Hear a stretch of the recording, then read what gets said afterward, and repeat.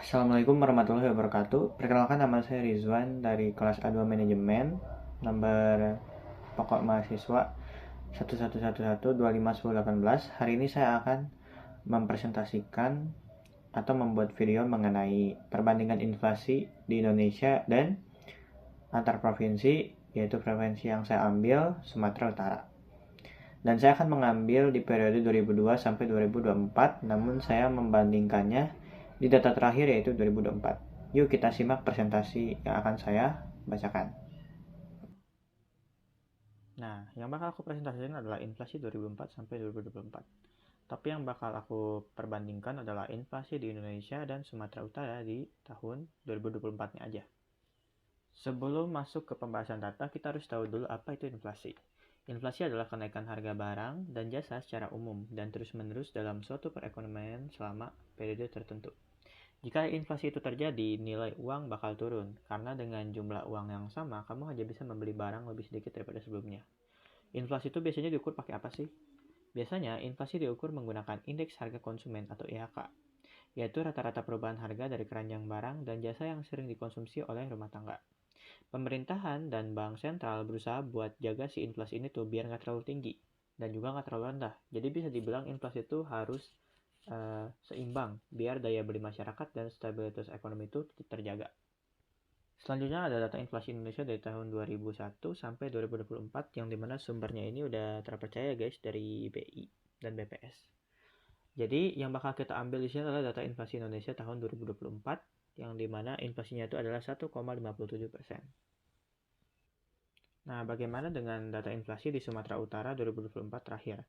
Nah, aku menggunakan data di tahun 2024 Desember, yang dimana inflasinya year to year atau dari Januari sampai di Desember 2024 itu adalah 2,12% inflasinya.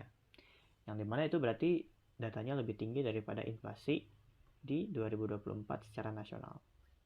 Perbandingan inflasi nasional dan provinsi. Perbandingannya sendiri dipengaruhi oleh kombinasi harga pangan, energi, dan kebijakan pemerintah seperti BBM, tarif listrik. Nah, tetapi kontribusi tiap kelompok itu relatif tersebar, berbeda dengan inflasi di Sumatera Utara. Di Sumatera Utara, inflasi lebih terkonsentrasi pada kelompok makanan, minuman, dan tembakau. Komoditas seperti beras, cabai, dan bawang memberi andil terbesar, sehingga mereka tuh lebih sensitif terhadap gangguan pasokan. Jadi perbandingannya tuh di mana sih? Perbandingannya tuh ada di level guys. Indonesia 2024 itu inflasinya 1,57%.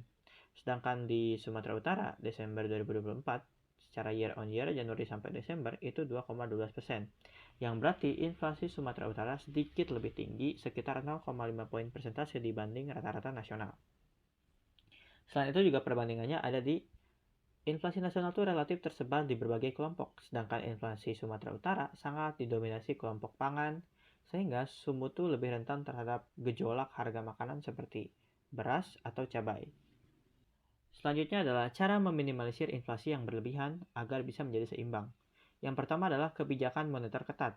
Nah, Bank Sentral atau BI itu menaikkan suku bunga acuan, mengurangi jumlah uang beredar, dan menjaga ekspektasi inflasi agar permintaan tidak berlebihan. Sedangkan kalau misalnya kebijakan fiskal itu harus hati-hati, itu adalah pemerintah tuh harus mengatur belanja dan pajak agar apa? Mengurangi defisit, menunda belanja kurang prioritas. Nah, itu tuh buat menahan permintaan agregat yang terlalu tinggi. Sedangkan menjaga pasokan dan distribusi itu, kita harus meningkatkan produksi barang pokok, mempercepat realisasi anggaran infrastruktur, mengurangi hambatan distribusi, dan mendorong kerjasama antara daerah dengan patokan pangan atau energi yang cukup. Dan terakhir adalah kesimpulan. Nah, kesimpulannya adalah inflasi dapat ditekan jika pemerintah dan bank sentral itu sinkron. Moneter menjaga stabilitas uang, fiskal mengatur belanja atau pajak, sementara kebijakan sektoral menjamin ketersediaan barang dan kelancaran distribusi. Nah, buat kasus seperti Sumatera Utara yang kita pakai datanya itu, yang inflasinya tinggi karena pangan, fokus utama tuh harus pada peningkatan produksi lokal, perbaikan logistik, intervensi harga pangan strategis, dan penguatan TPID sehingga guncangan harga bisa cepat direspon dan inflasi kembali mendekati sasaran nasional. Mungkin itu saja yang bisa saya sampaikan hari ini. Mohon maaf apabila ada kesalahan. Wassalamualaikum warahmatullahi wabarakatuh. Saya Rizwan, izin pamit.